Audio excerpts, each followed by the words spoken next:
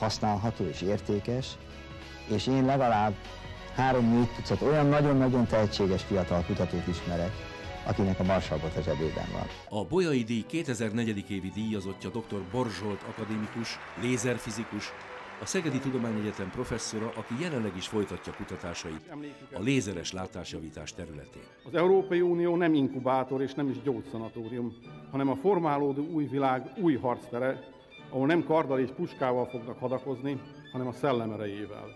Ezért a jövőben nem tagbaszakott erős Jánosokra, hanem agyafúrt bolyaiakra lesz szükségünk, akik majd a semmiből ismét egy új világot teremtenek.